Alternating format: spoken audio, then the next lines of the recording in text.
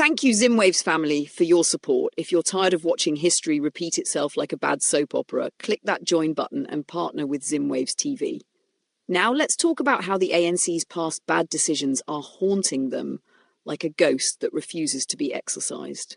South Africa is trying to do land reform the proper way. Orderly, legal, and with a willing buyer, willing seller approach. No machetes, no farm invasions, no roadside goat auctions, just paperwork and negotiations. Sounds reasonable, right?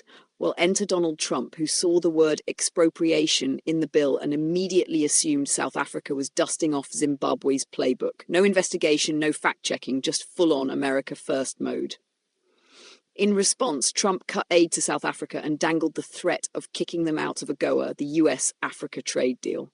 Because, why bother asking questions when you can just shoot first and tweet later?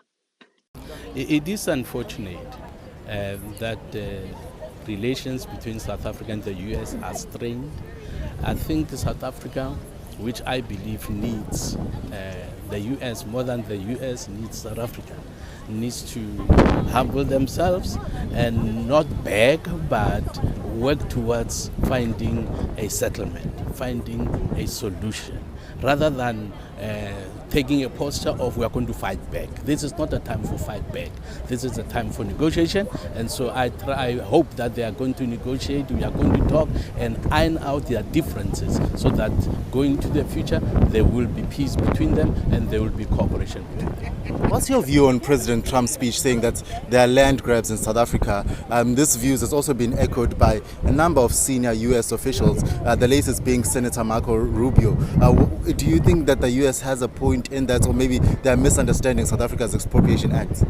I think that they are misunderstanding, and again it is regrettable that they have told the world and told themselves and Americans that there are land grabs in South Africa.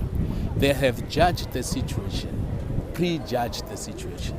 They thought because it happened in Zimbabwe and South Africa, or the ruling party supported them, maybe that's their plan to do the same thing in South Africa. And it is not necessarily so.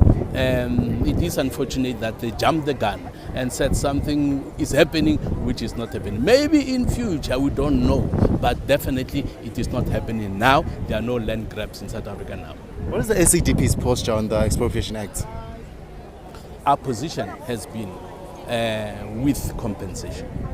With compensation. It is unfair that a person that has invested on the property is getting nothing at all when that property is being taken from them. So there has to be compensation, otherwise it is theft. And ACDP does not support theft by the state and theft by individuals or ordinary people on the ground.